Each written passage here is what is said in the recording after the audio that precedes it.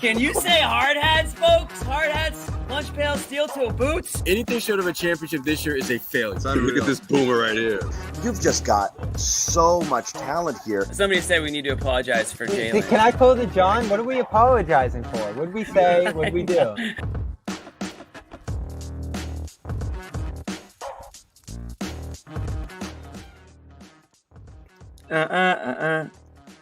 Hi ho! Let's go to work, boys. It's Saturday night. It's Saturday night, time and a half on the weekends. Jason Tatum in the news a lot over the last couple of days. That means you get $6 for tonight's show. A lot of the talking heads had issues with Jason Tatum. He came out firing tonight. Jaylen Brown, $300 million man, did what he needed to do. Derek White, some timely threes coming out of that second half. Drew Holiday showed up. I gave Drew Holiday a little shot. I think after game 1 or game 2, I said it would be nice if he did something on the offensive side. He did. The boys came to work, hard hats, lunch pail, steel toe boots. That's a hard one. Saying that fast. No stale toes tonight, just steel toes, boys. Big win. Celtics go up 2-1 in the series, 106-93. Hard hats will be on sale. I got the permission from the boss man. John is very disappointed to put the order in for the hard hats. They're not going to be on sale like tomorrow, but the order's going in. We will keep everybody up to date on the hard hats. So, John, you have the floor. Sure. The hard hats. No, that's important. That's important that we get that out early. It's everyone. If everyone wants to do this after a big win, you're going to be able to do that soon. Bring them to the games. No, it's a hard hat type of game. It's a hard hat type of game on the road. Going to work on the road. That was a road win for you, John. Hey, they win. That's what they do. They win all the games on the road. The ones at home they suck at. A lot of people. Hard hat. It was like hard hat. Yeah. I'm sticking with the importance of the hard hat. Yeah. Yeah, they're going to be green. Road construction. I love that. Road construction. It was a road construction type night. Absolutely. Yeah. The DPW is out in full force tonight on the highways, folks. Yeah. We are going to say, I need you to remove that. Yeah. Yep, I did. Thank you. I'm doing this. We need you to say just very quickly, the Garden Report is brought to you by Prize Picks. Yeah. America's #1 fantasy sports app. And of course, Game Time. New sponsor here on the Garden Report. Game Time, baby. #1 ticket marketplace app out there. Welcome Game Time to CLNS Media Network. Welcome in Garden Report viewers, as here we are. Celtics predictably bounce back because that's what they do, and that's what they've been doing. They lay an egg. They came out, and they definitely, let's put it this way, far from a perfect game. You're not going to question at all effort and intent tonight, and it was pretty clear early. Yeah, shovels. It was pretty clear early they were taking this seriously. I think obviously Tatum wanted to set a tone the way that he was playing, just especially that first quarter, his decisiveness, his aggressiveness. You could see the amount of time he wasn't slowing it down and setting it up. He was attacking quickly. In fact, the only misses he had was when he did slow down. The only issues he had is when he kind of went into, fadeaway Jay. Some of the fadeaway Jay Tatuming, stuff. But for most of the quarter, attack, going to the rim, quick shot, quick decision, stepping right into it, really good stuff, and set the tone early, which they needed. And the two guys that are probably most maligned, Tatum caught a ton of crap for his post-game comments, which were sad and ridiculous, but also not the biggest deal in the world, but they were clearly sad, pity party comments. But he caught a lot of crap, and I don't care that deeply about post-game comments. It was bad optics for him. And then Drew Holiday, because people started to really audit his playoff performance, not only with the Celtics, but kind of dating back and what does this guy do? It was the Bobs at the office, consulting, an office space. What do you do here? And both those guys kind of came out and showed right off the bat what they do here. And that definitely kind of set the tone for the night. those two, Tatum and Holiday, is certainly early. Well, Tatum was really important for him to set the tone because he's your best freaking player. We've seen throughout the playoffs, different role players carry this team for stretches, get them over the hump, and put them in position where they're just blowing the doors off of teams, whereas Tatum would just have a pretty pedestrian kind of game. This was the first game, I think, really in the postseason when you felt as though Tatum went into the game with one goal, and that is to absolutely annihilate whoever the hell they put out there to guard him. Max Struf, get some. Dean Wade, yep, got some for you. LeVert, Donovan Mitchell, switch me on Mobley. All y'all getting some of this smoke tonight. And you need that this time of year because when you start looking around at the teams that are moving closer and closer towards the finals, they have a guy like that.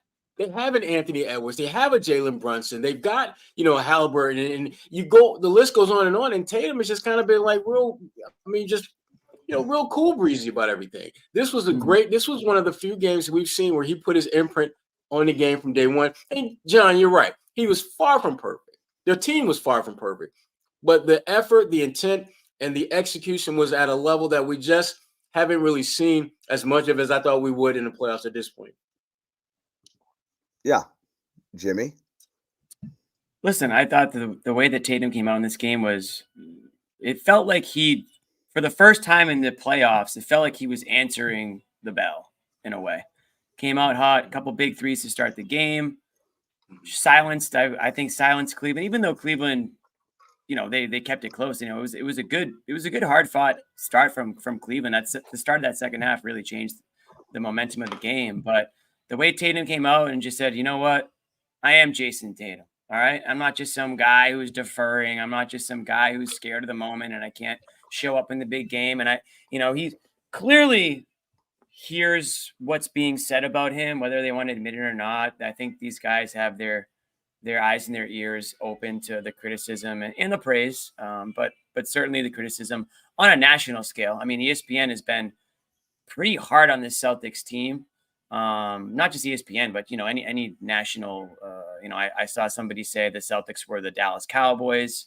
That hurts. Yeah, I know. There's been a lot of that. Front runners, Tatum not being the guy in the moment, and all you have to do is watch our show to hear the Tatum. The last show we just had was primarily criticism at Jason Tatum. So we've always said this though. We're fair in the sense that we criticize when criticism's due, and then we will give the praise when the praise is due. That's really what it is. I don't want to make this in defense of people who were saying things about Tatum this last game. It's like, but you see the difference in approach. Like, kind of what I'm getting at is, he was dead ass last game. Last couple of games, right. You weren't getting what you needed, which is like. The assertiveness of a star. And again, it's not, I think people assume any criticism of Jason Tatum is simply looking at his shooting splits and trying to determine whether or not he shot a high enough percentage. But it's watching the game. It's not. It's just the way he played, again, aggressive, was able to get to the line again, which makes a huge difference. The rebounding, a lot of these were not empty calorie rebounds like some of the ones he gets. And I'm sorry, there are quite a few. And I thought, last game, everyone's return rebounds. A lot of empty calorie, uncontested defensive rebounds. These were some tough rebounds he got here. No, he got some in the trees tonight. He was in the trees tonight. He got some real big boy rebounds tonight. It was a big asset for them tonight after they got murdered on the boards. And if you look across, and this is effort stats right there. Look at that: 13 for him, I think 9 for Brown, 8 for Holiday. Rebounding, which means everyone hits the glass tonight. We're not having this happen again. Missoula talked about it, like 6 offensive boards on all the shit ton of misses we had in game 2. That's unacceptable. We're gonna be bricking shots. We got to at least come up with some of them, and they weren't able to do that. So, and on top of that, Tatum, one of the great things he did, or in the first quarter especially, he grabbed rebounds and took off, and you don't see that a lot. And he started them going in transition a couple of times, and he's a gazelle when he's out there running ahead of the pack. He's fast.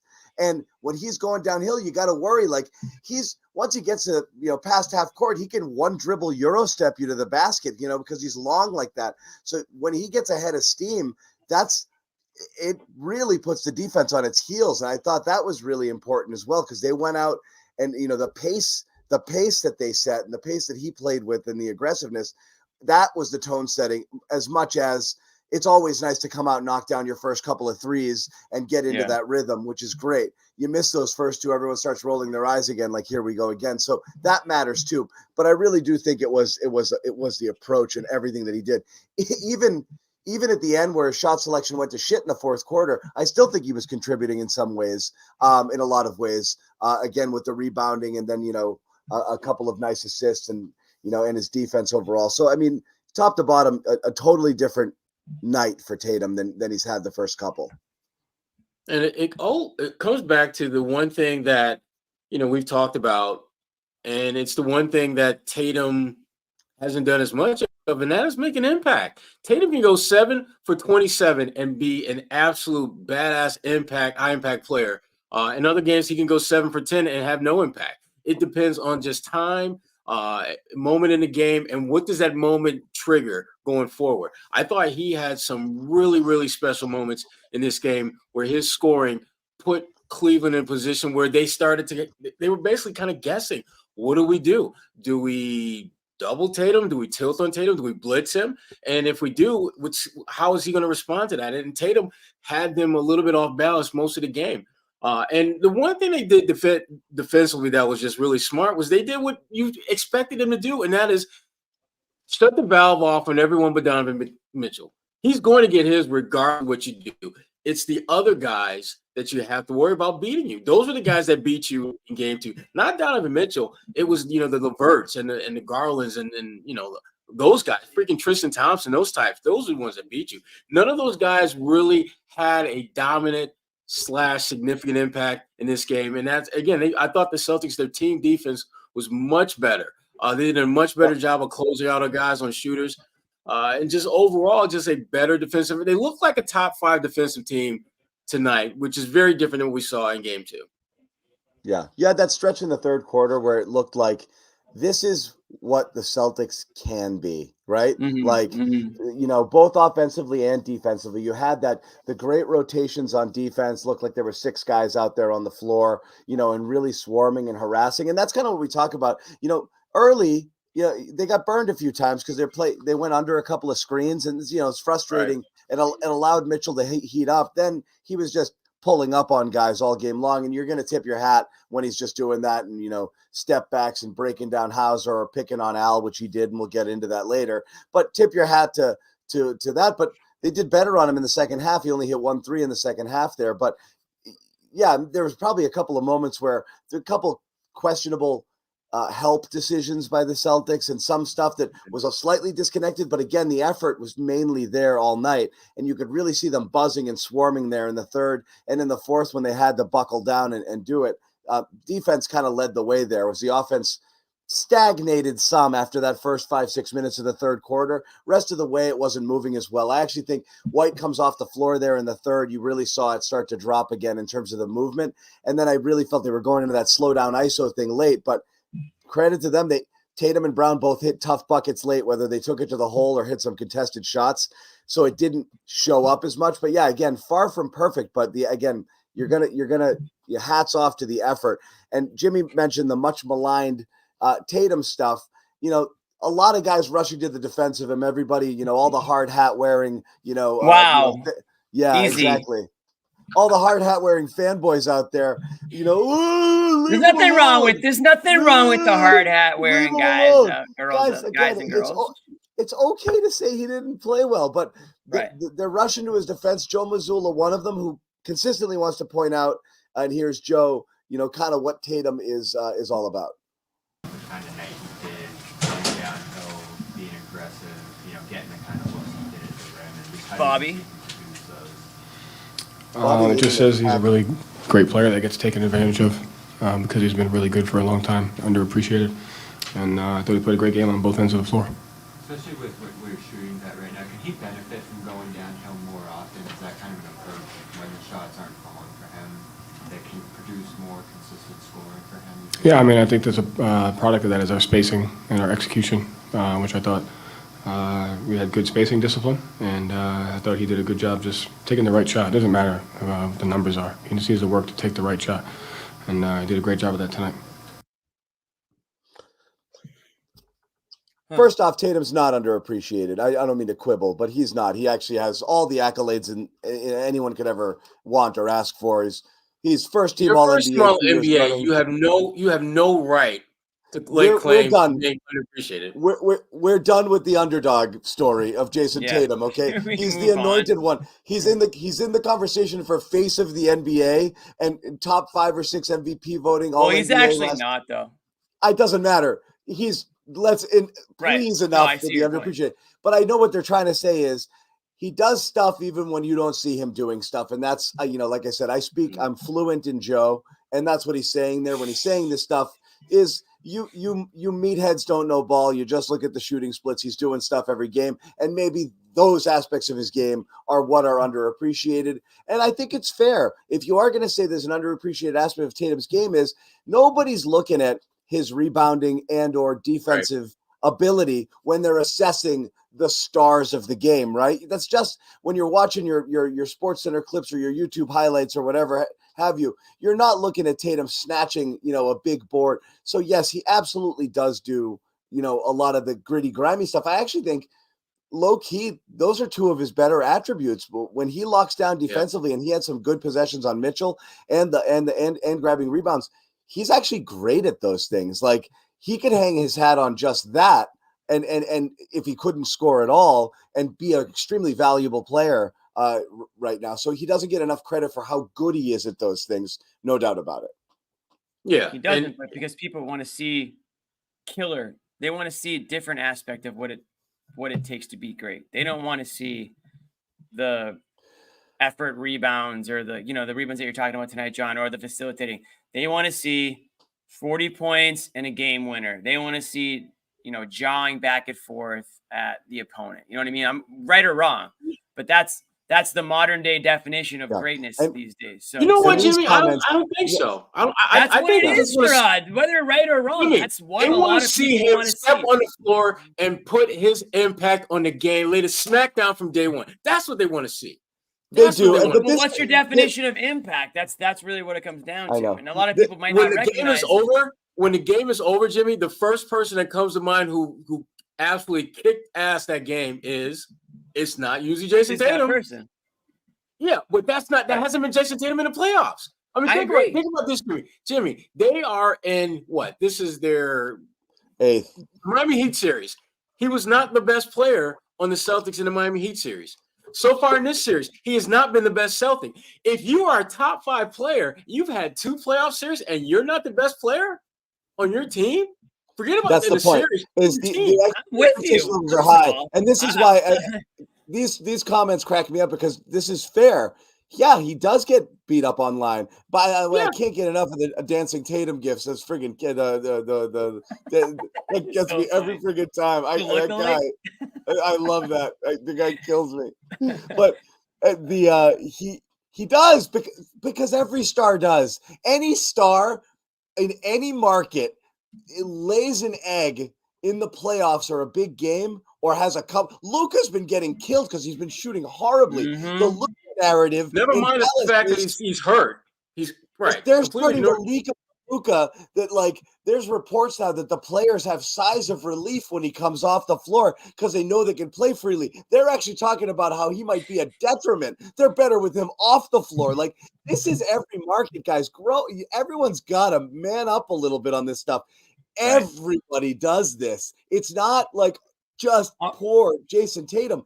People expect a shit ton of your stars. If you guys are the ones who are going to anoint him and give him top 5 status, you're putting him in a position that sets him up to be torn down when he's not the guy. So right now he's supposed to be the guy. That's how it works. It's not that's it. 100%. You put him there. You put him on the throne. Then he's got to be the king. Well, you put him on the throne because 1, he's incredibly talented, but 2, they win a shitload of games. But when they don't, and you start saying, why are they not winning? And you start, oh, wait a minute. He had 20 points, 5 rebounds, 6 assists, but the guy, best player on the other team, had 35 points. And then you start thinking, oh, you know what? Anthony Edwards did something like that for Minnesota. Jalen Brunson did something like that for New York. And now all of a sudden, the narrative is just like, he can't keep up with the Joneses. He's a top 5 player, but you got to keep up with the top 5 players and carry your team from time to time. So again, that's why when he does this tonight, it's like, here you go. Like, this style of play is what you're expecting from Tatum on a nightly basis. And he didn't have a great shooting night. He was 11 for 25. It's fine, but like I said, yeah. I'm throwing it out because honestly, right. I think 2-3 shots in the fourth quarter tilted him short, south of 50% for the game. And it was really for more of approach. And also, like I said, a little bit too much ISO there, but just in that fourth quarter. I mean, the rest of it was outstanding. And again, he was doing everything, not just that, not just the scoring. On the floor tonight. Best player on the floor tonight. Not even close. So, yeah. You know what though, Sherrod? I would say I would agree that he was the best player on the floor tonight. But John, you mentioned. Thank you, Big Cass. Yeah. Thanks, Cass. You mentioned earlier, John. You mentioned the name Jaylen Brown, which was big for you because I know it's hard for you to say those 2 words on a good night. We got a hard hat Jaylen Brown. I want to commend you. I love it. Jaylen Brown had a hell of a night too, and he deserves. I tweeted it. That the Jaylen Brown's the reason they held the lead because things got a little shitty at times. And Brown was always there. Brown was the guy. That's about as efficient a scoring night as you can get. He was always throw there that to stat. answer. Throw his lower third up if you don't mind, because okay, hold on. Let me producer boy. Mr. Producer boy, yeah, hit me with it. So we're talking about look at that. We're talking about crap. Tatum shooting and being a little off. I did not request 0 for 2 free throws be put on this. This seems like a Zannis troll stat, and I swear I did not ask for it. Yeah. I was going to say, like, damn, that's kind of cold, man. Free throws. 28 points and only got to the line twice and didn't even score at the line. So that just goes to tell you the type of shooting he had from the field, 13-17. And I think it was game 1. I think he was 12 of 18, which is also pretty damn good. So he's making his shots count. He's not chucking. It's not one of those high volume type performances from Brown in these playoffs. And again, another solid performance. Yeah, I think Derek White's had got a little argument there too. Obviously not tonight, but going into this certainly, and he had a really good game 1. But Jaylen Brown's been right there. To your point, Sherrod, Jason Tatum is a late arrival to the playoffs, but if these types of performances we can expect moving forward, then I think, the Celtics are going to, be, sitting pretty on more nights than they aren't. So, they're going to roll. But again, Jaylen Brown tonight, again, John, you kind of nailed it there when you needed him most tonight. And that's every time. And they were tough buckets, 28-foot 3-point pull-ups, contested fall-aways with the shot clock winding down. Tough drives, difficult, but leading the charge in transition, like really aggressive shit. I mean, it was really not. Some of those points were not easy at all, and he could not miss. It was unbelievable. Yeah, he had a couple where he had to pivot like 2 or 3 times because the defender, he couldn't shake the defender, so he just rose up, splash. Great game for Jaylen, absolutely. And he's been the best player because he's been consistent. And that's the thing that, again, with Tatum can give you good numbers, but he hasn't been as elite consistent as Jaylen has been in the playoffs so far. Tatum's been way more like he's been mid. Yeah, exactly. No, he's just been MIA. Whereas I feel like Brown's been more present. He's more consistent. Again, the efficiency's been there. He hasn't been forcing a lot of bad shots. He's had a couple heat checks here and there, but overall, you have to like what you see from Brown. You really do. And so this is another example tonight. And again, this is how it should be. It's great. Again, we've talked about this. It's great when Derek White has one of those games and he just becomes the guy, right? It's great when Drew Holiday gives you 15 in the first half or whatever it was and finds that offensive rhythm again. But at the end of the night, Jason Tatum and Jaylen Brown need to be your 2 guys. They need to fill the stat sheet. They need to give you 60 combined, right? And then on more nights than not, you're going to be good. You're going to have a record that looks a lot like your regular season record, which was dominant, right? And so, this was one of those types of nights where your two best players, two all-star guys, Tatum wants to talk about how they aren't a super team and they don't have these guys and that coach and this, that, and the other thing. At the end of the day, they should have two guys that on any given night can give you 30 easy. And that was the case tonight. And so that's why it ended the way it was. And Cleveland has one guy like that. You have two, Cleveland has one. This should not be a series. Cleveland has a damn good player in Donovan Mitchell. It's a shame that they don't have more talent around that guy. If you're a Cavs fan, you need to be outside the stadium picketing after this season, because Donovan Mitchell is an unbelievable scorer, athlete, basketball player, whatever you call him. He's top of the top when it comes to knowing what he's got to do to score that ball. But he just does not have the help. And I know Jared Allen's out, but I still don't think that's enough. Jared Allen's going to give you that physical presence and those rebounds and all that stuff. But you need another scorer on this Cavs team if you want to be anything better than a middle of the road to lower third playoff team. And that's really all these Cavs are. And it's not Donovan Mitchell's fault. He just can't do it all. He can give you 35 and you're still going to lose by 10. Yeah, because the Celtics just have too many. The Celtics just have too many weapons across the board that Cleveland can't contend. Yeah, that's the thing is you can probably withstand and win like a 50-point Mitchell game. You know what I mean? It's like that's just how you would. Yeah, you could. So it's a challenge. And again, Mitchell was all they had going tonight, because offensively, I think the stat was, what was it? I think it was Mitchell was 8 of 12 in the first half, and the non-Mitchell players were 9 of 32. So it was that is pathetic. It was. But that's kind of how it went, and that was it. He kept them afloat there. We'll get more into all of this stuff as we go on. We've got, as we said, Bobby and Josue in Cleveland. They're going to join the show at one point or another, and we'll get more sound from the guys. I think we have Jaylen Brown just finished talking. We'll hear from him on his big night. Drew Holiday, Jason Tatum. We'll get those guys. Bobby went to go find Tristan. Bobby's talking to Dean Wade. Guarantee. He's talking to Dean Wade. Yes. Guarantee. He's trying to get The his return of Dean Wade. one-on-one. What's it like against the former team? Yes. That's a conversation with Dean Wade. Give me the Dean Wade. So if somber Bobby versus Dean Wade. If you were on Prize Picks right now, would you go more or less on Cavaliers? I'm going to go more. There's going to be more Cavaliers. So Prize Picks, we got to tell you about our top sponsor here. Point. Yeah, more quotes. Here is at the Garden Report, and that, of course, is Prize Picks, America's #1 fantasy sports app. Excuse me, more than 3 million members. Easiest, most exciting way to get in on the action while you watch. Tonight, Dean? Hey, Dean, I'm in a somber voice. I'm going to somber voice you because you lost. One tonight, Dean. Thoughts on being back. Zip it, Jimmy. I'm doing a read. Yeah, Dean. More or less on 2 or more player stats. Watch the winnings roll in. Win up to 100 times your money with Prize Picks as little as 4 correct picks. Turn 10 into 1,000. It's that easy, and it's really fun, and it's intuitive. It's a very cool app. It's a great design. Very easy to follow. So lots of other things you can do. You play like group games, play with celebrities. You have injury insurance in case someone that you pick gets hurt. And all you have to do to take advantage of this special offer, download the app today.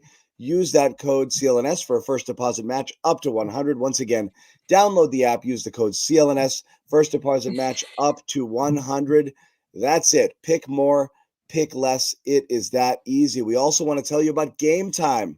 Game Time, #1 ticket marketplace out there, and an authorized ticket marketplace of the NBA, which means getting playoff tickets makes it faster and easier. We know we have a Game 5 in Boston, so you want to check it out. Could be a closeout. We'll see what happens in Game 4 in Cleveland on Monday.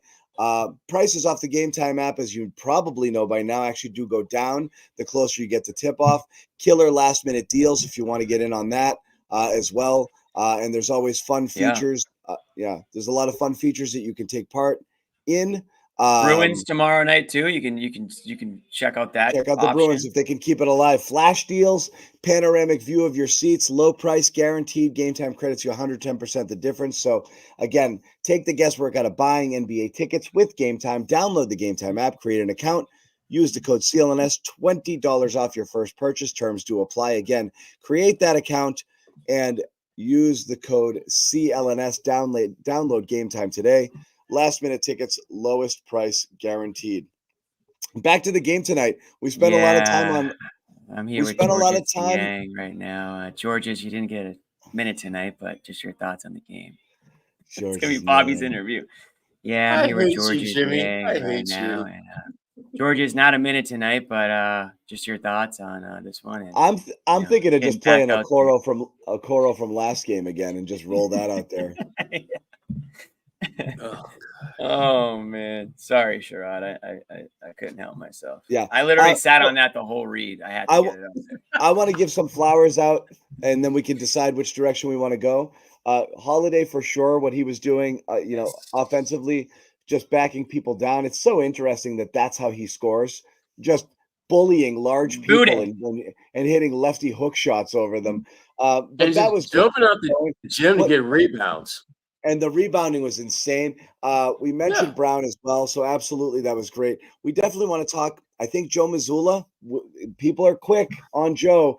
Boy, did he call every timeout exactly when everybody wanted them called here. If he saw something he didn't like, he jumped on it, which is also interesting because he doesn't do that, and it drives people insane. And everyone says, oh, timeouts aren't a big deal. But then when he calls him, he gets praised. So again, I want people to make up their mind if it's important or not important. Because tonight, I thought he was brilliant with some of that stuff. And I thought he called some good stuff and he ran some good actions, or he got those guys involved in things to get them going. And I thought he had an outstanding game tonight. So absolutely. And yes, Nick, help out the sponsors. Help us help you. Help this support our sponsors, please. Help the sponsors. Yeah, it helps us. It helps us. Yeah, but please. He was great. He was great. But we also do at some point we are going to talk about Al Horford, who was not great. And and again, the return of Jared Allen and the not return of Kristaps Porzingis could be interesting if it happens soon. It may be too late. It needs to happen next game. It needs to happen right away. The Celtics may escape this without it being an issue. But it is an issue. But let's start with the positive, and let's start with Holiday, because he brought it. We're at the point now with Holiday. Every bad game he has, it's like, boy, are they screwed with that contract. Like, people are like, it's not just assessing. You think Tatum's got it bad? Everyone's like, get this guy why did we sign this guy? Every time he has a bad game, and fair or not fair. Yeah, you don't want to see senior moments from Holiday or him struggling to do anything offensively. I think there's the debate around him is the criticism was valid, but the debate around him is what's he here to do? And I don't think he's here to score, but also when he's taking ill-advised shots and not hitting any of them, that's not great either. And that's kind of what happened last game. So here it was nice to see him kind of find his groove and get into something that was working for him. Yeah, I mean, he needed this game as much as the Celtics needed him to have a game like this, because I don't care how long you've been in the league. When you're going through a stretch where you're trying to figure out how you can impact winning and nothing seems to be working, it gets a little frustrating. And I thought he exercised quite a few demons with his play tonight, specifically just leaning on the things that he's been able to do throughout his career. Jrue Holiday is insanely strong for a guard. I mean, you're looking at him. He's the strongest dude. He's just strong in general, I think. I mean, it's like watching him use his strength is how you thought Sime Ojeleye would have used his strength when he played with the Celtics. Wow. Yes. Wow. Shemmy talk. Okay. Yes, Sime. Everybody drink. Exactly. Semi.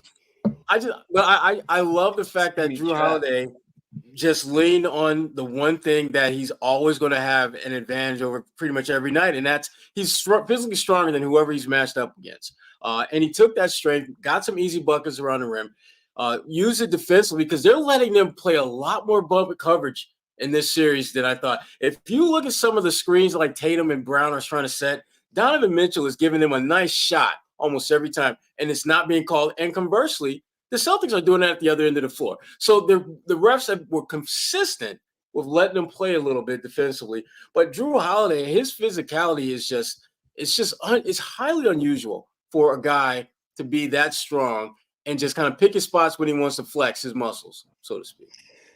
Can I tell you how much the mention of Semi Ojeleye triggers me? I'm in a weird space. I'm in a John weird is space not right paying now. attention. He's just he's triggered. for No, sure. it A really lot of people in throws. the chat are also stunned. He had that 2 or 3 game stretch where he was like the Giannis stopper.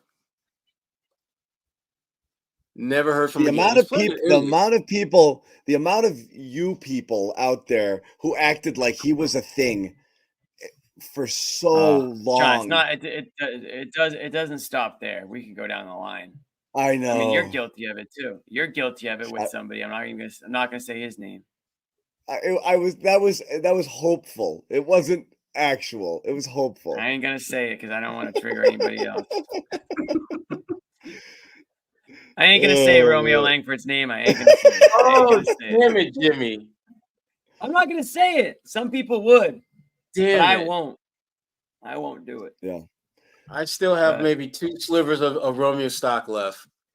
You can't Oh part no, with it. that the problem I is you think can't he's sell that. No, you can't I sell a think stock unless somebody buys it. That's the problem. Romeo's Exactly. making a Gerald Green like comeback at some point. He's gonna Yeah, disappear, and then In all of a sudden he's China. gonna be like useful somewhere. Yeah. Yeah.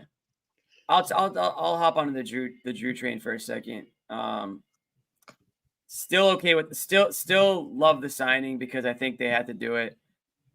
Is it a little bit higher than I would have liked? Sure. Do I think the last year of it might suck? Sure. Who knows if we'll be on the team right by then. But I think Drew gives you something that you need to win a championship for the next couple of years.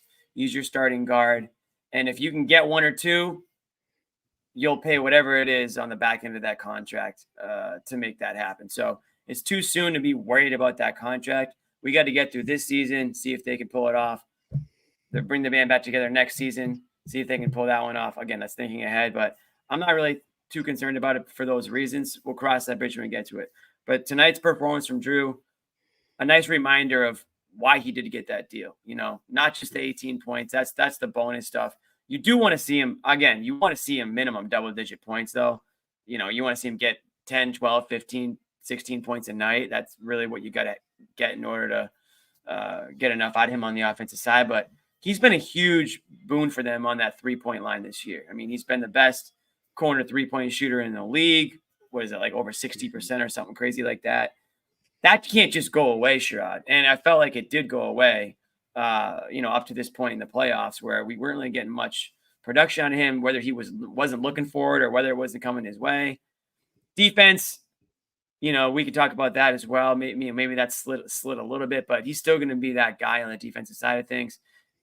Did find it a little bit like I wasn't surprised by it, but just seeing like the voting that took place for Defensive Player of the Year and just seeing how he was just not part of it in any way, shape, or form. But he's who, Holiday? Yeah. He's up there enough to get a defensive team nod. He was ahead of White in terms of votes, I believe. I know, but he wasn't anywhere. He still wasn't really part of the discussion this year, I guess is my point. Which is No, he shouldn't have been. He wasn't that. No, he wasn't I know. good enough. Right, I agree, and like that can give you a little bit of pause because obviously that's where he hangs his hat, and that's where the money's coming in. You're not paying the guy to give you 18 points or 15 points a night. You're paying him to shut down guys on the defensive end. So in that sense, it gives you a little pause. But this game tonight was a good reminder of the two-way player that he is, right? I mean, we're talking about efficiency again, 7 of 10 from the field, 3 of 4 from 3, 8 rebounds. Bully ball a little bit, Sherrod, like you guys were talking about, backing his way down, bodying guys up, being a force on the rebounding side of things. 5 assists and a turnover, So just a great all-around performance from him. And again, a guy who's been there, done that. He's already won a championship. That's another thing that you're getting from Holiday.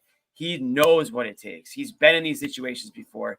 He's been part of the doubt. He's been on the wrong side of a series and come out on the right side of it, and And he's also been the guy supporting the superstars in the past. So this isn't new to him, right? He was the guy behind Giannis, or the guy behind Giannis. Talk about Middleton or whoever. So having him around, having his I think he's like a silent assassin. He's not the rah-rah guy, but he's steady. He's cool, calm, collected. He makes the right plays out there, similar to Derek White. And I think those two guys in the backcourt, when they are, when they're on, it's very rare for the Celtics to falter in any stretch. So just a great all-around performance from him tonight. I don't know what changed. Game 2 must have just knocked some sense into these guys. I really think something happened when they were like, what the hell are we doing, guys? We're better than this. Like it's time to step it up. Tatum steps it up. Holiday steps it up. You know what I mean? Like things like that. But that's the thing is, like, we keep coming back to the same thing about it, which is like, I mean, look, it happens to everyone. You have examples of Minnesota recently, and Anthony Edwards famously, especially on the heels of the Tatum comments, coming out and kind of going in the opposite direction, but admitting, we didn't come out. I'll take all the blame. Like I didn't have the energy. I don't know what it was. We'll be better. That's fine. And the Celtics have done that and said the same thing before. We didn't come out tonight. We didn't have it. And you're like, okay, it's the playoffs, but sure. But they've done it a lot, like they did it in the finals 2 years ago. And that's why they don't have the same amount of leeway right now is, guys, come on. Like you've done this, right? Like you learned what happens when you take things for granted. Like it goes bad. You don't have this leeway in the playoffs. You can't take games off, but they do it, to the point that through 7 games, granted they'd only lost 2, but I think they played 3 pretty crappy games. And that's like, you can't be one on, one off. If you have one bad game, that's fine. If it's followed by 4 or 5 good ones. And honestly, regular season for the most part, they didn't let anything snowball, but the playoffs is just no margin for error. So you're frustrated when you hear them say that, like we didn't have it. So you're glad that they came out with actual purpose, because you've seen, there's versions of these teams, at least with Tatum and Brown at the core, that have said the right things and then come out and still not quite been there and been like, what happened this time? Right. And so it's really good to see that, like, the mentality was totally different tonight. Oh, you could tell from the jump, totally different. Here's Brown from the locker room here, courtesy of Bobby Manning. I'm not sure exactly what he's talking about, but here's JB after the game. Trying to take all of it. I think that's what. And it's gone. He's We so just cool. lost. Oh, damn. We just lost John, right?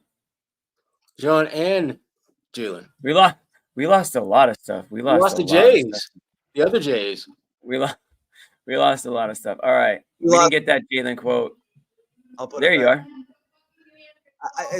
It's a really touchy screen, and I just swiped right off, and Jaylen disappeared. I'll put him up again. Here's Jaylen. Okay.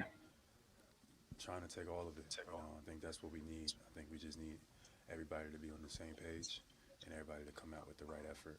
And that's somber voice in the battle. Yeah. Right there. We come out, we play hard. Yeah, on see. the same page, and the rest will take care of itself. We got enough talent. I got this. We're guys.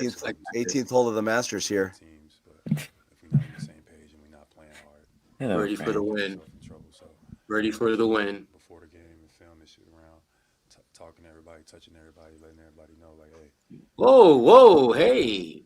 like, Touching everybody. come to Cleveland for the weather. So let's go. We didn't come to Cleveland for the women. Is that what he said? That's not what he said. Did I mishear that? I think I did. First you get No. the money, then you get the power, then you get the women. I think that's what he said. It was really quiet, but I think that's what he said. I don't know exactly. Fair. That was a bedtime story. Yeah. If you want to come in here. The weather. Oh, He yeah. said the weather. All right, guys. that What, Derek This White? is not a drill. This is not a drill. Derek All right, White. remember in Miami, it didn't work out, but this time it's working. All right, we got Derek White here, Said the weather. Okay.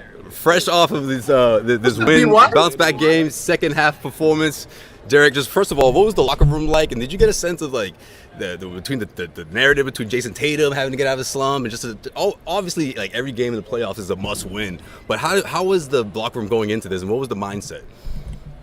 I mean, it's a challenge to win on the road anytime you're on the road, and I mean, we just wanted to come out here and compete. And I was never worried about JT or any of them. I mean, they're big-time players, and they make big-time plays, and they did it tonight. Yeah, you bounced back in a big way in the second half, but it was a group effort for sure, man. It just seemed like Cleveland Cavaliers were just overwhelmed by the offensive, whether it was the ball movement, guys getting open, scoring quickly off of their misses. Like, what was different in the approach in this one in Game 3?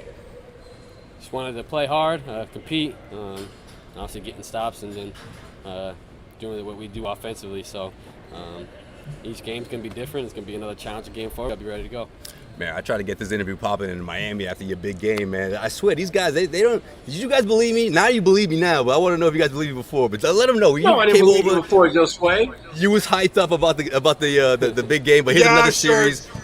And all of a sudden, you guys are up 2-1. Derek, we actually like having your dad on more than you, to be completely honest. I don't blame you. He's the best. What is his messages been like?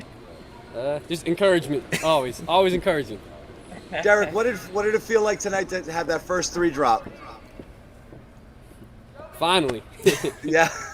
Tatum did like a fist pump at the top of the key, like that's what I'm talking about. He you was could more see the excited than you relief, were. right? It was like, Yeah. got it, Yeah. All right, Gotta so keep going. Right before we hopped on, man, because I know you want to leave soon, but I know you want to put your 2 cents about this whole Drake and Kendrick thing. Like, what do you say? What do you say, Derek? You can do the edited version. Two great artists battling out. I mean, I enjoyed it. I was just having fun listening. I'm not the music expert, but I enjoyed it. Yeah, that's right. You got the W too. No, But Kendrick got the W too, though, right? Was it Drake or Kendrick? Derek, I appreciate you, man. Yeah. I don't want to hold you up, man. I know you got to get on the bus soon. Guys, I just wanted you guys to get a couple questions in there. But Derek White here. No, that's great, Celtics Josue. up 2-1 in You the learned series. to press the button. You learned to press the button, Josue. I'm so proud of you. Oh, yo, you're never bringing me on stage again, John. Once Ahmed taught me that, it was a wrap. All right, I'm gonna get to another spot here. I'm gonna rejoin you guys in a little bit, man. That's great. All right. Josue coming through.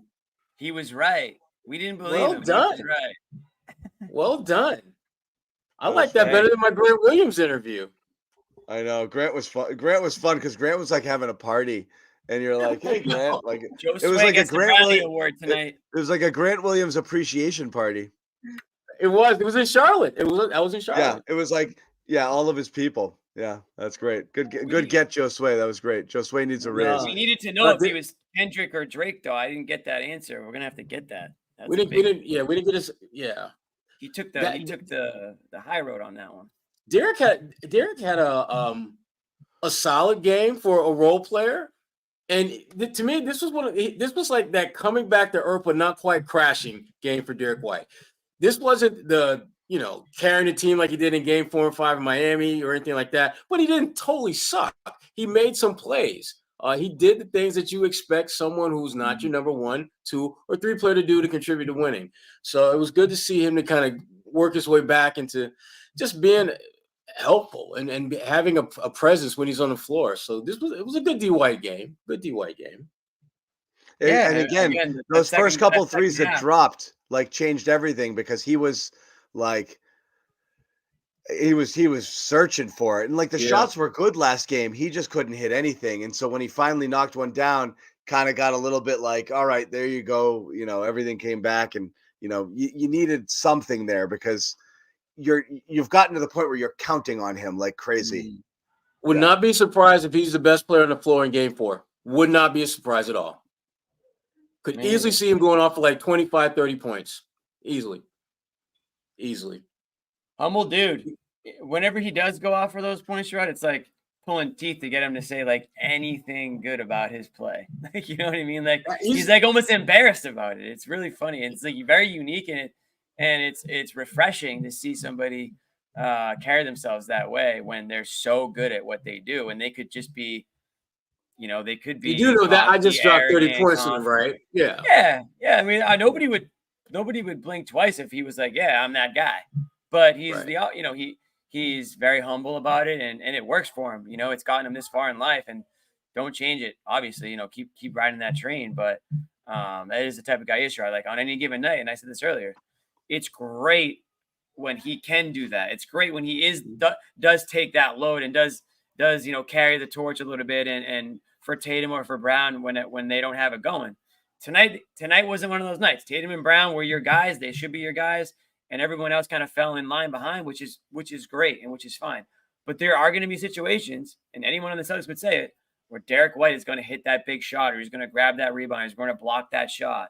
And I know he didn't fill the stat sheet tonight, but I keep going back to the start of that second half when the Celtics went on that run. I think it was a 14-0 run they went on to start that second half and just really blew the game open. Derek White was a big part of that. He had 1 3 specifically that I'm recalling that, kind of felt like that was it. I kind of felt like, okay, I know it's still early in the third quarter here, or maybe the third quarter, but this one's looking pretty good for the Celtics. They kind of did. We're bringing in Bobby. Bobby, who did you bring on the show? You guys are right next to each other, and you're an echo. We got to echo. You're too close to each other. Nope. Damn it. We're across the whole court from each other. Really? I think it's Josue's computer. Oh, Josue, there's an echo coming off of something. Anyway, Bobby, Josue brought Derek White on the show. Why don't you reveal your guest? Yeah, Bobby, who do you have Luke? over there? Where's Luke? It's too late for Luke, but we'll get him soon. You're What's too wrong with right, me? Bobby. It's too late for Luke. You're damn right. It's too late. What's wrong with you? How much time do you have? No, you're good enough. What do you got? Oh, this is a great Jaylen night for sure. And I know we'll probably get to some of his sound here, but he was vocal throughout this game. Obviously, he was super vocal after game 2 about what they didn't do there, what they needed to do better. Obviously, we talked at length about Jason's reaction to that game and how he just didn't seem to be tough enough on their performance or the team's performance or even his own, in that circumstance. So to hear Jaylen, in the second half, getting on them about rebounding, getting on them about defense. Drew Holiday was saying he was just talking constantly throughout that second half, halftime, telling them, let's go. He was in their ears throughout this game. And you still see those couple pockets of opportunities too. I'm going to go with Jaylen here. Because I do think, as good as Jason was tonight, Jaylen played with that forcefulness. There were only a couple opportunities in this game. This is a pretty half-court heavy game tonight where you could break out in transition and finish. And I think he did it about 3 times, at least I can remember off the top of my head. One of them was really tough going through Max Strus in traffic there. So he was super aggressive. He was telling Drew at different points, like, if you're tired at all, I'm going to take on this Mitchell matchup. And that's still something they're trying to figure out. Obviously here, it's how to slow him down. I thought this was an inconsistent defensive game overall from them. They had some good moments. They had some bad moments. But the big thing tonight was communication. They had to get on the same page. They had to figure out what went wrong defensively in the last game. They had to figure out offensively how they were going to attack this Cleveland team and respond to some runs. And this was a really good playoff win. Like, the Cavs showed up. The Cavs threw some fire at them. And the Celtics responded to pretty much all their runs, extended a lead.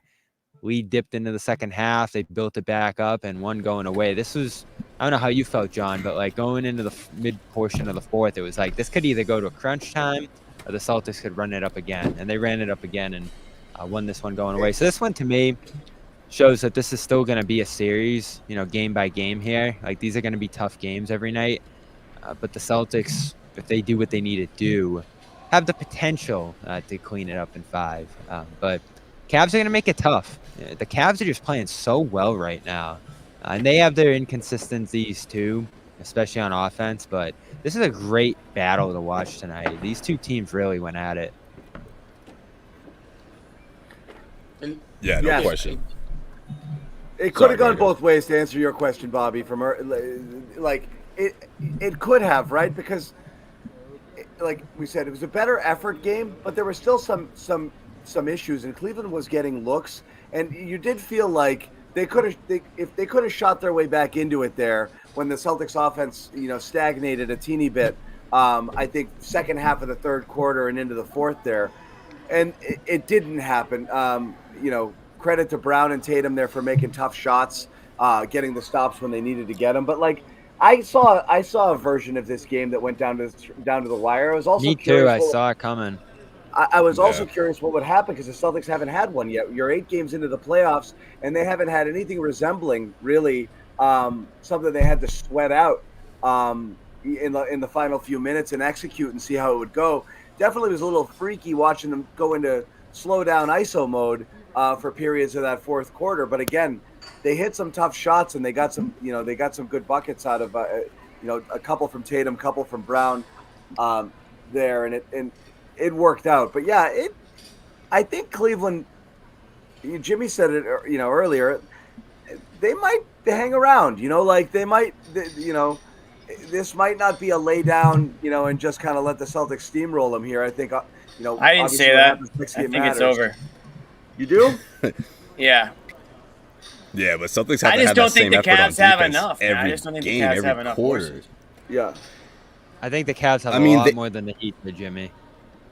They do, but the Heat had nothing, and I just don't think what are we talking about? A 6-game series then, or something? I think that's what we're talking about. Okay. Yeah. Okay, maybe If they Mitchell maybe can force one, right? I guess that's possible. I mean, my prediction was 5 or 6, but I always go back to this: the Celtics, if they just play decent, are going to beat this Cavs team. It's more a knock on the Cavs. They just don't have enough horses in the stable right now.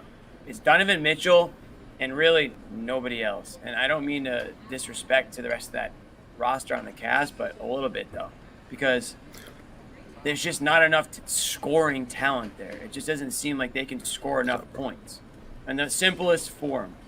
It just doesn't seem like. Again, if Tatum and Brown just play good basketball and they get support from Holiday and White and just even minimal bench support, I just don't see how the Cavs are gonna supplant the Celtics. I just don't see it. Could be wrong. I've been wrong many times, but I'm not concerned about it. Let me just put it that way.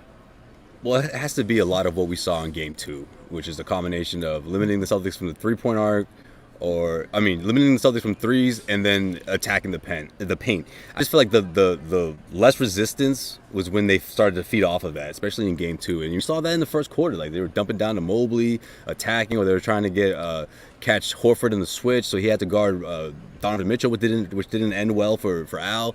And that's kind of how they do it, Jimmy. That's all they really have. I mean, obviously outside shooting is big for them as well. Right. Karis LeVert, what you get from him, like, he's got to put up like 20, for them to really keep up with the Celtics offensively. But I just think when it comes to attack the paint and the Celtics, just not having Kristaps Porzingis and just kind of struggling with that constantly while Donovan Mitchell's averaging 30 plus or whatever, at least it feels like that.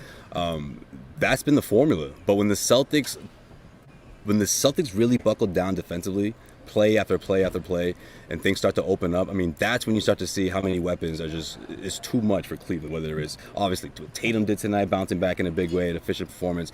Jaylen Brown, that second half, man, like, he's a big reason why this thing wasn't even close in that fourth quarter. And This then was a fantastic Brown night.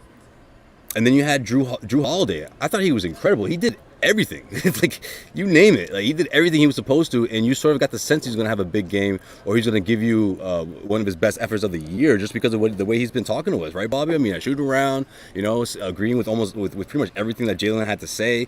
The team has to be better defensively. They got to do this. They got to do that. And he went out here and showed it. I mean, like, that's the reason why you make sure you have someone like that for the near future. You lock him down, with a contract extension, and you don't even think about the price, because that's how important he is. I feel like, especially in playoff games, especially in these moments. So yeah, I just think when you say the Celtics have way too much, they do, yes, but it really takes a lot of effort for them to really start to shine offensively, at least in this series, right? But when they're buckled down defensively and stringing together stops, the Cavs don't have a chance. And I just think that's a lot of what we saw in that second half. I think that's fair. Yeah. We said that last game too. It's like all things fail, and again, you score 106 points. It's not like your offense was humming. There were good moments, tonight. But again, if the Celtics play anywhere close to their best defense, they can win scoring 106 points, because it's just they can win the series just with defense, and you don't have to worry about anything else. That's what we said, yeah. Yeah, and that's it. And again, it goes back down to the effort. You think they got there tonight?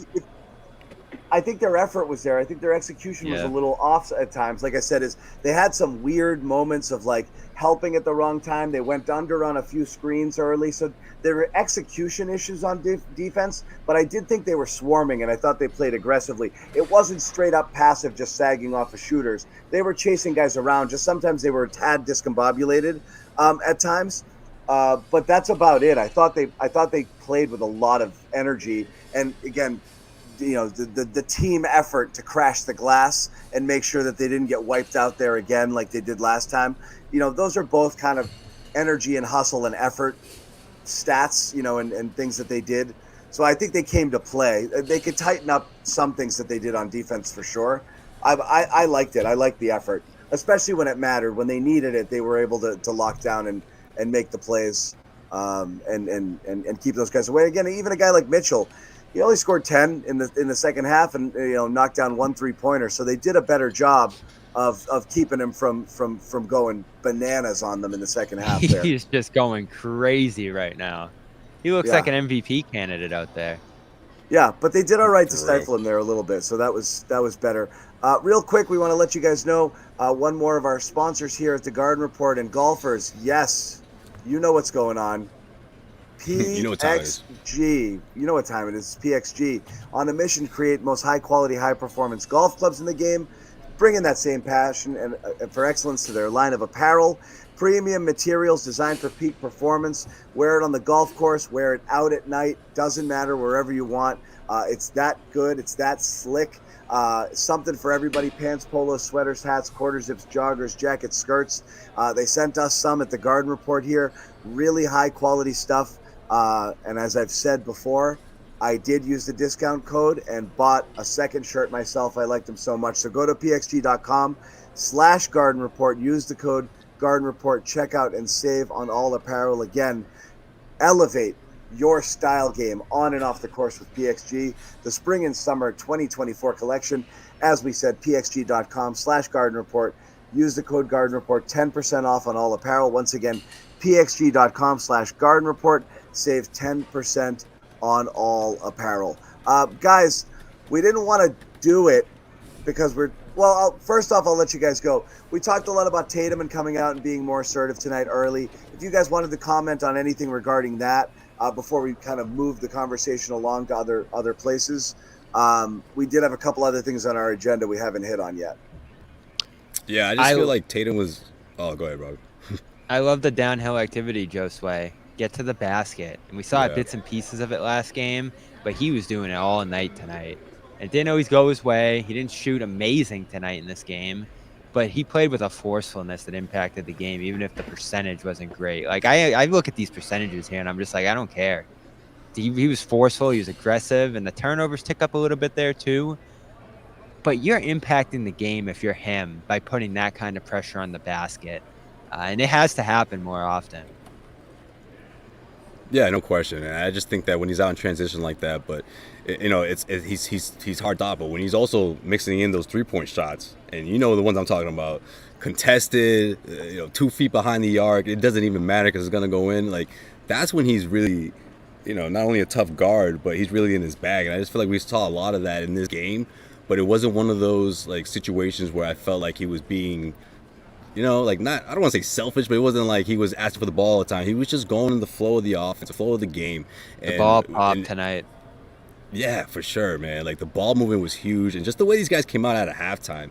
And I know I talked about Jaylen a lot, especially in that fourth quarter, but I just felt like the rest of the team fed off of what Tatum was doing, game face and all. I know Bobby and I talked about how he was. It was a light shoot around here, and people smiling, and, dancing, not singing, right? Just dancing. But the music was blasting and everything. But that's just the way these guys are, man. It's what they do to sort of get ready for a game. I know it's not always the same vibe with guys like Jaylen, or maybe not with Drew. More so with Jaylen. I feel like Jaylen had his more of a we got to win this game face on at all times type of approach, which is fine because he came and delivered it as well. But I just think a lot of the times, man, Tatum's gonna get that flack because of the way it looks, But when he goes out and does puts together a performance like this, there's not much people can criticize him about, you know. And I know that if he goes out and sucks it up again, you know what I mean. If he's not as great as again, people are gonna here we go again, you know. But that's fine. I think Tatum understands that.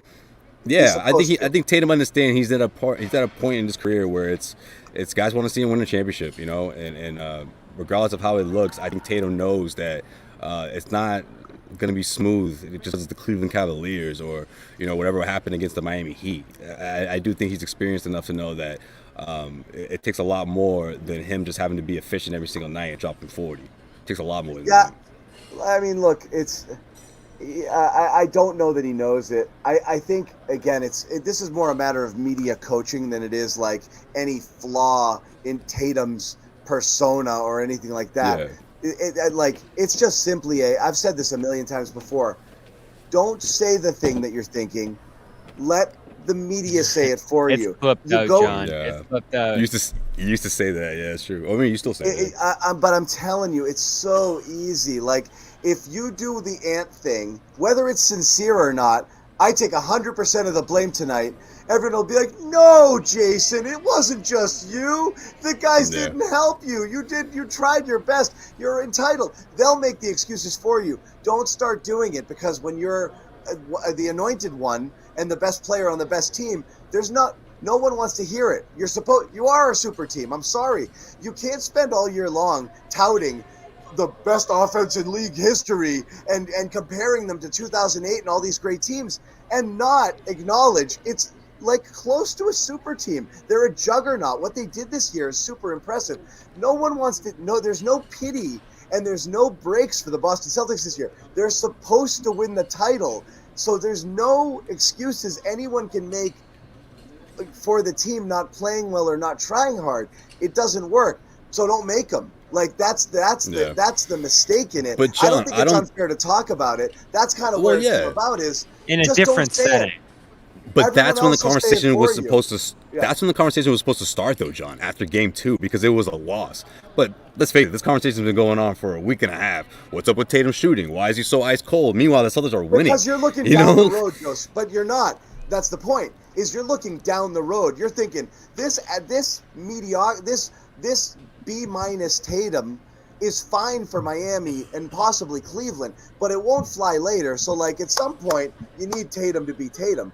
And so that's why people are concerned. Not because people think he sucks, but it's like, let's go. You know, like, you don't want to see your best player, you know, fighting it a little bit, because you don't want that to happen when it gets serious, you know, and it might not get serious until the finals, honestly, the way everybody's banged up, and who knows. I know, which could be a blessing which might not be a blessing in disguise when you think about it. But yeah, no, I just think the root of that anger, that frustration, the root of those quotes wasn't about losing Game 2. It was about everything else. Like, I can't win with you guys. Sure, we lost today, but, like, you know, even when I struggle and we win, you still have to point out me struggling. So of course so he kind of just threw it back at everyone. And yeah, I mean, it wasn't great. It didn't come off. Those quotes didn't come off as someone that, you know, was making a sharp point. You know, it came off as someone that was getting defensive, which was fair, absolutely. But again, I don't think it's about the loss. But this is Tatum. I'm setting this up because Tatum, now I'm being told this is him talking about he just talked kind of whether the media criticism is unfair here. And again, I think we can debate how significant it is, but yeah, he caught a lot of flack, more like nationally, because it became a hot ESPN and off and running sort of thing here. Definitely, like, and again, this is why the comments the other day, it's more perception than reality. You don't do yourself favors here, because people out there who might question your mental toughness will use this against you, and so you don't want to show that. It's really more of a play the game thing than it is like, oh geez, I'm worried about what Tatum said here. That's more my thing with that. But he did catch a lot. Here's Tatum talking about it, or at least talking about the media perception of, I think, him tonight. I do. I respect you guys' job. I respect the guys on TV. I don't always agree with the things that they say, but you know, when they're fair and, you know, they take emotion out of it, whatever way that they're leaning towards, when they're fair, you know, I respect it. You understand what the media has brought to our game, and more eyes and more attention, and how everybody has benefited from that. So, you know, I wouldn't say I'd take it as disrespect. Yeah, still not quite getting it. Little making amends, but it's not about respect. It's about, like, you're not supposed to care. You know, like, it's not a fan in the stands, you know, saying shit to you and not treating you like a human. Like, it's just part of the game. Like, you're at the top. Like, look at, like, LeBron. LeBron's the most maligned, best GOAT in the history of everything. You know what I mean? He can't do a friggin' thing without people saying, what a fraud. He's not this and that. It's just what happens. You're at the top. People are trying to knock you down, and the expectation is sky high. So it's not about fairness per se. It's all eyes are on you. So any slip up is going to be any slip up's it just goes. It's part of the game. It's part of the game there. I think there's still a failure to understand that. You know, it's people aren't out there to fairly judge it. There and emotion.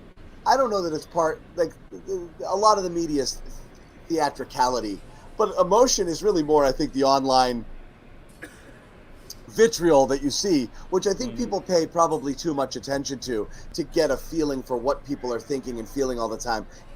Twitter's not a real place. A lot of these places aren't real. Like, I think people get really hung up on that to the point that I think it's the TV for him. I don't think he's caught up.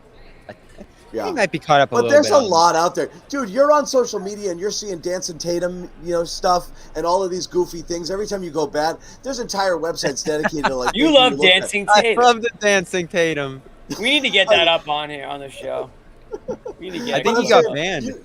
You see it, man. He got banned? What do you mean? He got banned for just being a guy who looks like I know, I Tatum. think impersonation. Impersonating him, yeah. What do you mean? That's what the guy looks like. What do you want him to do? Change his face? He just You're talking about the Jaylen dude? He's living his life. No, the Tatum Open guy. the door, going through There's a Tatum guy too, Josue. There's a Tatum guy? Oh my God, the Tatum guy's unbelievable. We need you. It's the fourth quarter. We got to get Dancing Tatum on the show. If anybody gets a line on him. We can get Derek White on the show. We can get Dancing Tatum on the show. Come on. Come on, chat. Work your magic. I don't think it's Dancing Tatum who's getting to him. It's Stephen A. It's the guys on TV. The JB one is legendary, but Tatum's got a lot of bits. The JB is just the one. The Tatum, he's got a million of them. You know. Do you think Tatum saw? Did you think? Yeah. What'd you say? What are you gonna say? I'm trying to remember the tweet that I just saw this week that went viral about Tatum. Did you guys in our group chat? Do you know what I'm talking about? We'll wait. Jason Tatum. I'm gonna look it up. Jason Tatum is like the Michael Jordan of Tobias Harris's. That was a great one. Wow. Let's talk about overreacting. Do you think you saw that and was like, "F this, I'm going out. I'm going hard." It got 62,000. The tweet got 62,000 likes. So like that's usually not a good sign. Like there's some truth to it maybe, but damn, that is a good tweet. Damn, that's a burn. Damn. And when you talk about that, I think for a guy who came up being a scorer, scoring was his whole game, attacking isolation his whole game. We've talked about it a million times. That's his inclination, right?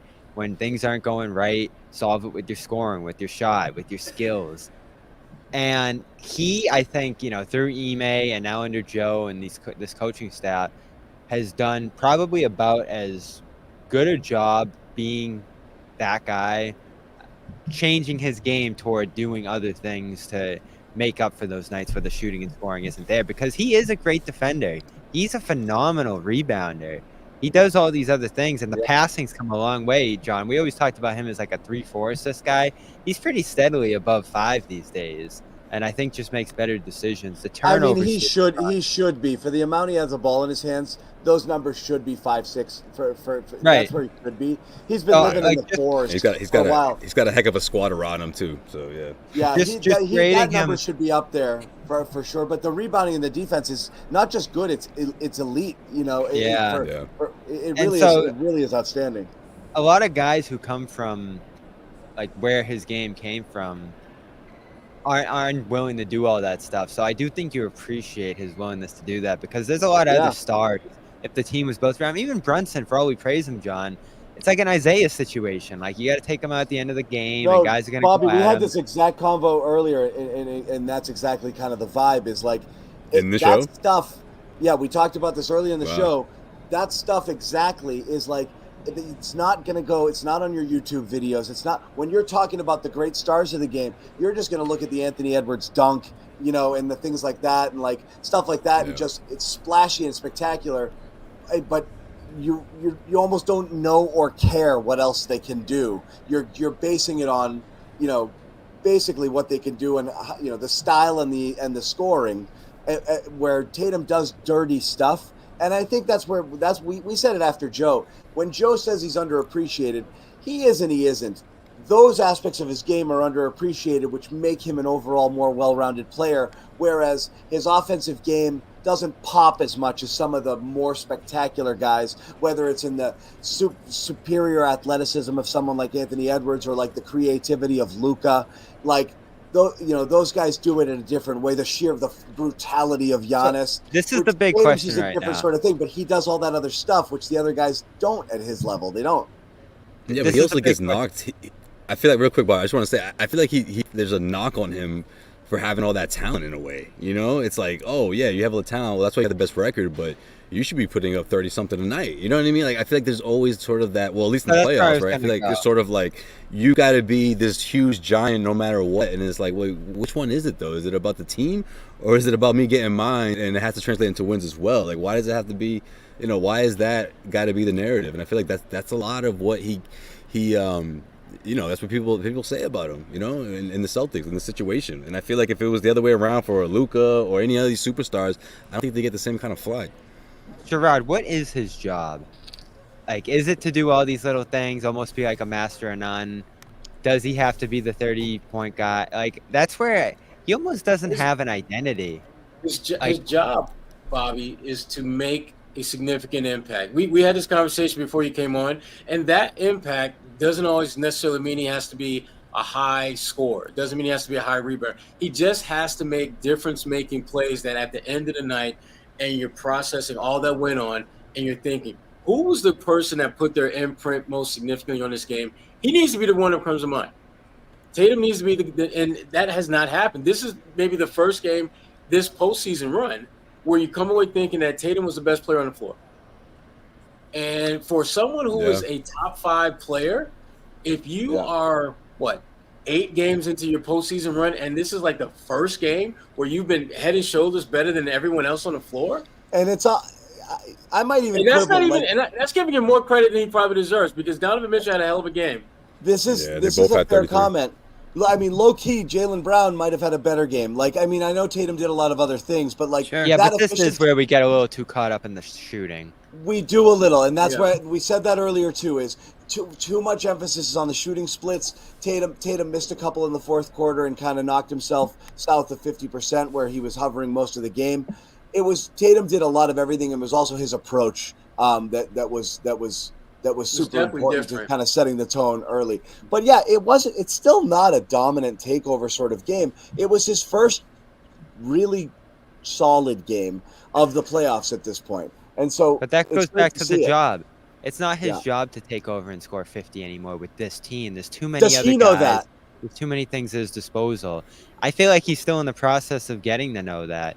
And you know, when you're hearing all this stuff, when you have that weight of like, you have to shoot great, you have to score all these points, you're almost trying to live up to that. And you see it in pockets in the game, right? Trying to size guys up, trying to destroy a mismatch, and instead of just keeping the ball popping. And those pop up periodically throughout the game. And that's why I asked that question.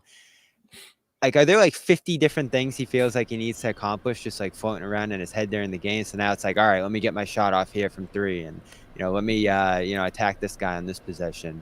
Now in this possession, I'll pop the ball and keep it moving. On this possession, I'll screen. But he's your best player, Bobby. I know. He's your best player. He's your best player.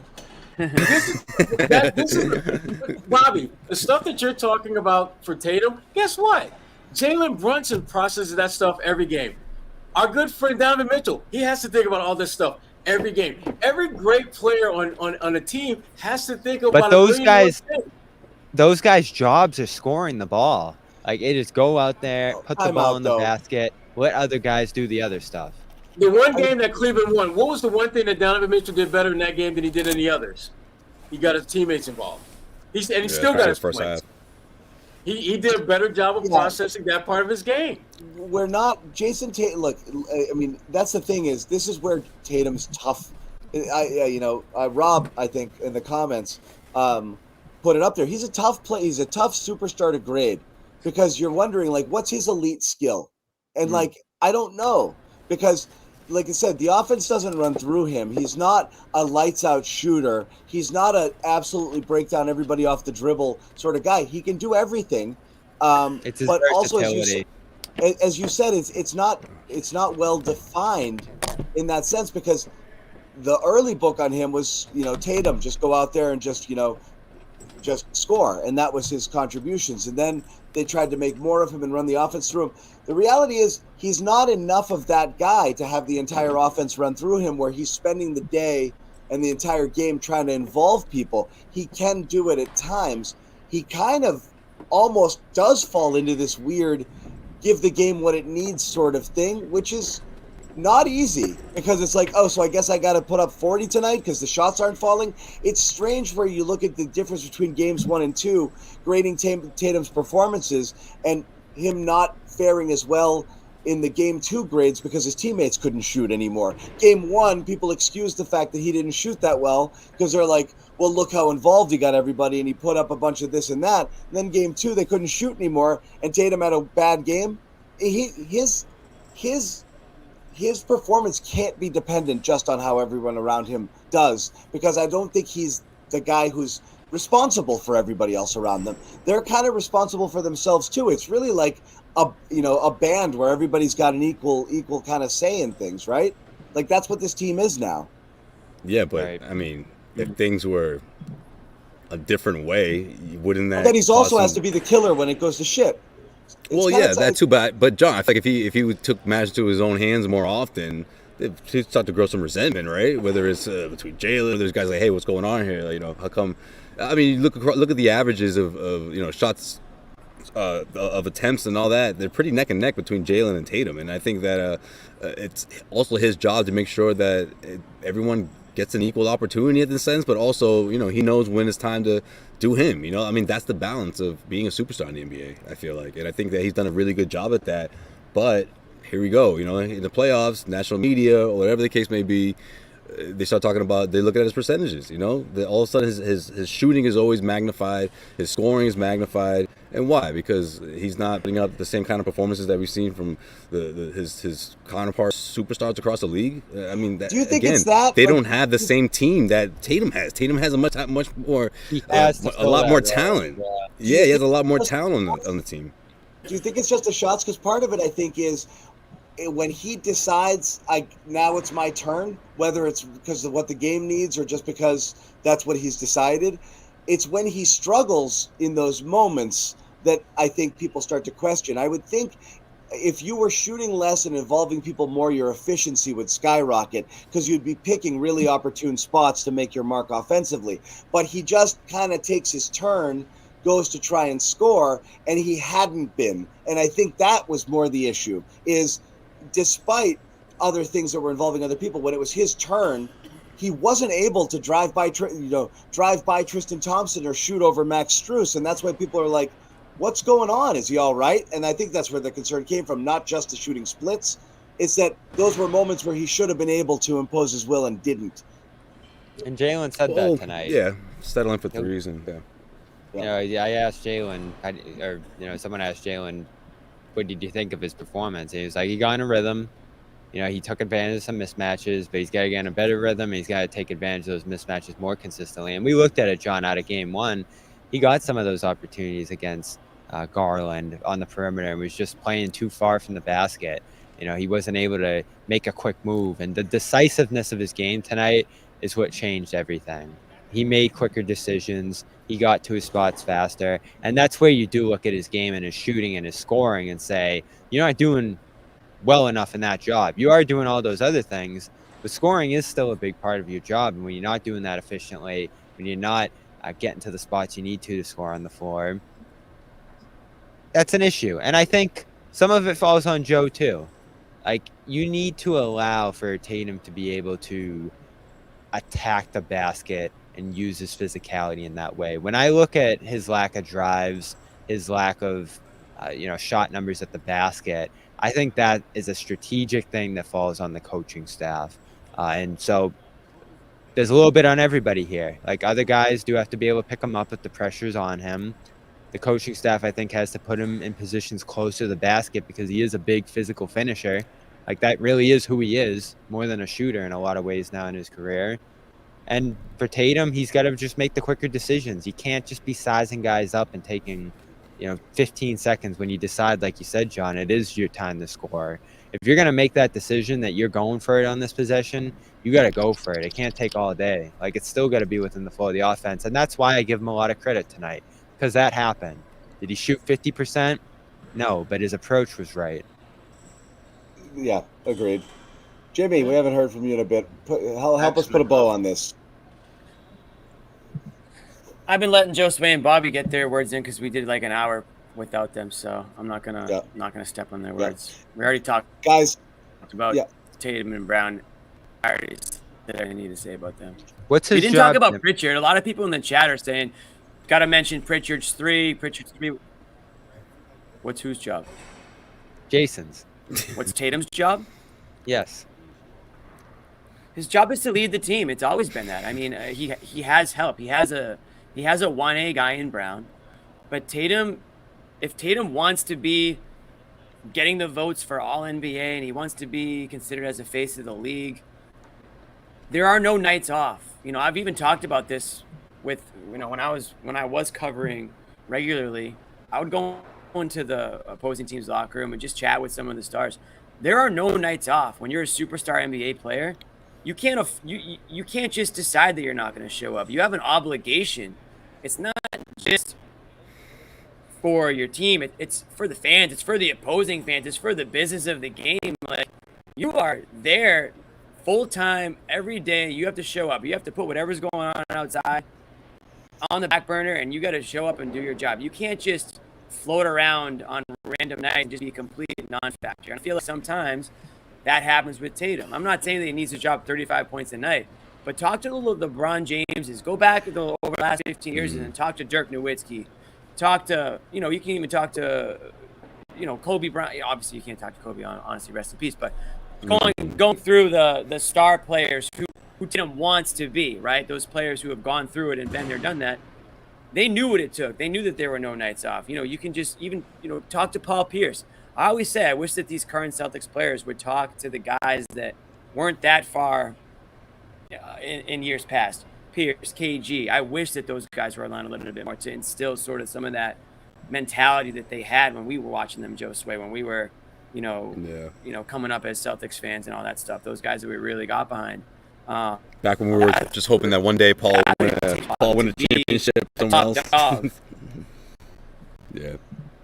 It's a good point. Exactly. Yeah, exactly. So it's like, it's consistency. It doesn't mean you have to drop 35 a night, but you can't drop 7. You can't be a non-factor and go two of 12 from 3 and just say like we are, and then go on the podium and say, well, everyone expects us to win every game. Not really. It's just show up. Right. Yeah. Well, that's show fair. up. I was gonna say real quick though. I feel like Paul, between the conversations that they've had, I'm sure he's talked about those years when he was like, man, I had to pass the ball to Yuri Welsh sometime. Do you know who Yuri Welsh is? You know what I mean? Like, the rosters that Tatum has been blessed with, like right at the gate, he's never missed the playoffs. Like, if I'm Paul, just to put that into perspective, be like, dude, you are so ahead of where I was. You know what I mean? Like, yeah. Well, in a way, I feel like how good it is. In a way, I feel like he's getting it now, especially in this season, because he's like, man, like, this is easily the best roster I've ever been on, and it's like, if this isn't it, then It's all on me, and I think that's a big part of why he makes sure everyone's on the same page. And, it's never gonna be lopsided in the sense of shots attempted and all that stuff. And I think a lot of it also has to do with what happened last year, and first year with Joe Mazzulla and the growing pains that came with that, and everyone adjusting to that. But again, with this roster, with these players, man, I'm not worried. I think a lot of the criticism for Tatum is strictly based on his numbers a lot of the time, scoring numbers. And I feel like a lot of times he's just overlooking the other things that he brings to the table. But again, after game 2, I get it. I just feel like that should have been one of the first times where people were like, well, wait a minute. What's Tatum been doing lately? But that wasn't the case. People were talking about this since the Miami series. I think the national outside perspective is the shooting. I think the people who watch daily, it's the approach. It's the games where it's like, does he feel like it tonight or not? It's the passive, it's the slow down, it's the just give it to me behind the 3-point line and let me go to work. It's 1,000 dribbles. Those nights, I'm mad even when he's hitting his shots. Like it's approach. It really is not shooting splits for me. The shooting splits are unfortunate, and then it highlights the point. But that's not it. It's never been it for me, and I don't think for a lot of people who watch it. It really is how he approaches it, which is why the intent that he played with tonight, I think, would have excused a poor shooting night because he went at it the right way. And he was aggressive and he set a tone. So for me, it's always been that. It's never just the shots. He's had a lot of games where he's hitting step backs all night long. I'm like, fool's gold. He's going to go back to that next game and they're not going to fall. Like I don't like those. I don't like those ISO shots. Like and he's going to decide it. Yeah. Everybody else, for the most part, does their job. Do we ever look at White and say, "Oh, he got to the line tonight too"? Guys. He's been doing that. It's great. Yeah. Sorry, I think I'm on delay. I think I got a connection issue, so I didn't mean to cut guys off. No, everyone stopped talking. Yeah, I was gonna say. Oh, okay. No. Yeah. Well, I thought you were gonna follow up. Like everyone muted all at once, and then the sound dropped out. Well, I knew there was gonna be a nobody's face moved, Jimmy, and it was really weird. No. You never look at White and say, White, White he made all these bad decisions tonight. He didn't do it. You never look at Holiday and say he didn't do his job. Brown even. I think Brown's been enormously consistent doing his job this year, and Porzingis was as well. Horford. I guess that's my last point is like he's carrying a heavy load right now too and trying to do his job consistently night in night out. I think that's going to become a big story in this series though, is how well he holds up in that. But Tatum's the guy who it can vary. Like he's going to determine if he does his job, they're going to win it all. If he doesn't, that could prevent it. Is there enough talent here around him that even if he is inconsistent, they could still do it? I think we're starting to see more and more that it's no. They'll probably get beat if he doesn't do his job and play up to his standards, even with all the talent around him. But that was my last point of the night I want to make is tonight was that night. You started to see the catch up to Horford a little bit. And Drew even said it. We're asking a lot out of Al Horford right now. And this is an every other day series. 39 minutes. Shouldn't have brought up that. We weren't going to talk about him. We were saving it for late because it's a win and Sherrod's tired and we didn't want to keep going. Sherrod, I'm going to let you go. I'm going to let you go here. I mean, let me go. You guys I are don't all want to tired. talk about Al. Why are you putting it on Sherrod? You guys are all tired. Come on. Oh, I'm exhausted. I didn't think I'd have the juice to even start this show.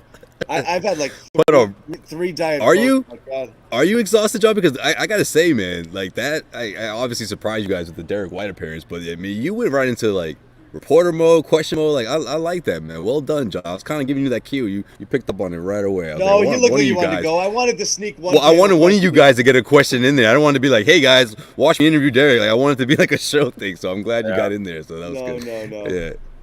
No, that was your moment. This is just something that what we don't have to do a whole thing. Concern, right?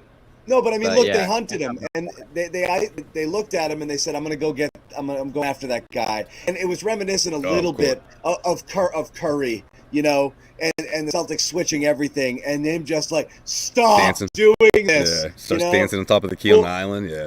Oh my God, and it's like, here it is again. Al's on an island, and you know what's coming. He's just gonna pull up and shoot him right in his eye, and like that happened a few times. It's just like that's all he can do is keep his distance and just barely get a hand out on a like a pseudo contest. But what are you gonna do there? Like he's toast in that situation. Yeah. I mean, so, and again, the no they were fake going to at Luke Luke, is too. a bit of a problem here because they went at Luke and he got They went yanked. at Luke too. Yeah. And I think they're terrified of Tillman because he can't shoot, because he makes more sense defensively in this series, especially with Cleveland playing small like they are. But Joe just won't go there. What O'Shea said is another option. Yeah, not a great one. You want energy and defense. Energy. Yeah, right. Rebounding. I think you do have to lean on Horford, though, just because he can be a threat. And he wasn't tonight. He couldn't take advantage. The last game, he started 3 or 4 from 3. You have to respect him as a shooter to some degree. These other guys, you don't. Like, you can completely ignore the other guys we're mentioning, and that's going to throw off the offense even more than it already is right now. So I think Joe's very careful about not doing that. But at the same time, 39 minutes for Al every other night. What are you going to have from him by game 6 or 7 of this series? Never mind in ensuing rounds to come here, because I don't, Porzingis was here and he's on the trip and he did some of that late shooting we saw last week, but it just doesn't seem like he's close. So they're going to be relying on Al heavily for a while here. You do have to play the long game with him a little bit. Like, do you go to Tillman to try to get him ready? By the way, I wanted to mention this. I was clamoring for it most of the game. You saw it a couple of times. And the Cavs did that, right? I am absolutely against this Cavs team without Jared Allen, even with Mobley out there running a Tatum at the 5 lineup for like 7, 8, 9 minutes. You could have done it. Absolutely, I'm doing this. I love that. In fact, I would have dipped into it at times throughout the year. Like I really would have. I Mobley love went that. out tonight. Yeah. And they didn't put a center on the floor. Celtics probably should have went to that. Mm-hmm. Yeah. But who's the 5th guy? Is it Hauser? Is it Pritchard? That's another question. That's the problem when you don't have KP. But I mean, even still, if you wanted to go Tatum at the 5, you're talking about no KP, no Al. So you're probably looking at shooting there. You're either going really small with Pritchard in a 3-guard lineup, or you're going to go with Hauser, spread it and go, and just have shooters all over the floor. And that's just, I think you can do a lot there. So, they'll still hunt switches on Hauser, and they did, and that's why his minutes were limited, even though he came in and knocked down 2 out of 3. So Joe's definitely, like, I think he knows that like Donovan Mitchell's a time bomb, that he could go off at any time, and he's really nervous about who's on the floor for periods of time, because Mitchell could completely swing, make a lead evaporate, or push them up ahead if he has a few minutes to just hunt those guys. And so he wasn't leaving them on the court very long. You are definitely limited right now in what you can do in terms of trust. Yeah, absolutely, man. I mean, these guys, they threw in Dean Wade, and I know that's someone that Bobby was been saying, guys, if he comes back, he can make an impact here. It took him 30 seconds to drain that 3-pointer, right? But then he didn't make another shot after that, but man, that got this place rocking. And if only they could just keep that going, but he's just, I don't know, what, 60%, 70%? Like, he's nowhere near, like, you can just tell, a couple of going up and down the floor a couple of times. Like, it's just not there. And he played 17 minutes in this game. So, yeah, man, I just feel like they, obviously they need a lot to keep up with the Celtics. But when the Celtics are playing that level of defense, that's when it's what we saw tonight, a blowout win for the Celtics. Yep. We've done enough, I think, guys. I think we can let this go. We got Monday night. What time's that game? Anyone? 10 p.m. start. Are they both 8:30? Don't say no, that 7. To me. 7. 7's great. These 8:30. This 8:30 game is criminal, man. I mean, it's freaking 1 a.m. 7. now. Give me a damn break.